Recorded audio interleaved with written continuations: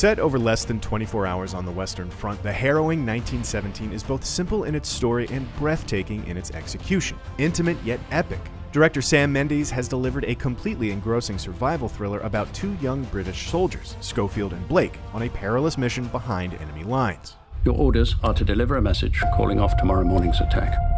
If you don't, we will lose 1,600 men. Your brother among them.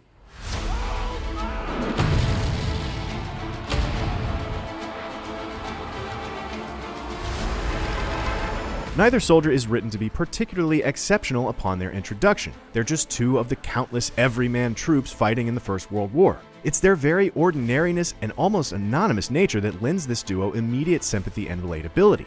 Blake and Schofield could be anyone, but they've been tasked with doing something extraordinary and heroic in the face of relentless danger, to deliver a time-sensitive message to another division to prevent them from falling into a German trap. If you fail, it will be a massacre.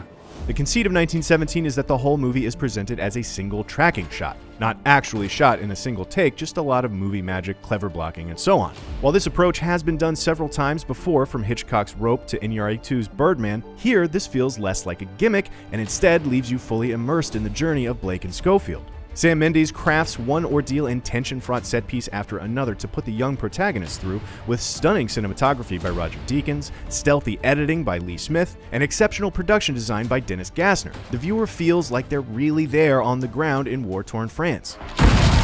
We need to keep moving! Come on! Visually, the film isn't set solely in the muddied trenches and barbed wire battlefields we expect from World War I films. 1917 also showcases action and suspense scenes set in serene fields and fire-ravaged French villages full of lurking dangers. The rustic beauty of the quaint European countryside is frequently juxtaposed against the mangled bodies and smashed machinery of man-made carnage. It's simultaneously picturesque and grotesque. The awe and precision of the whole one-take approach wouldn't have as much impact if you didn't care about the two main characters. Details of Blake and Schofield's lives before and outside of the war come in bites. The closest thing to an exposition dump comes when they get their mission. After that, they're literally off and running. No! No! No! Mendes and co-writer Krysty Wilson-Cairns wisely use restraint in exposition and lean on physical storytelling to allow us to understand what their two main characters are feeling. A large chunk of the second half of the movie takes place without dialogue, and it's a testament to its leads' performances that we fully understand their emotional, harrowing journey.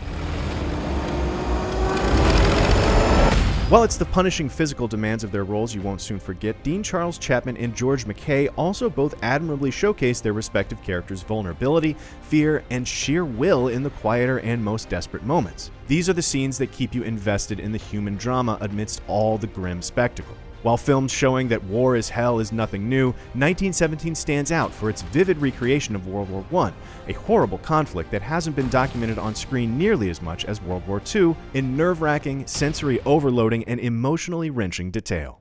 Good luck.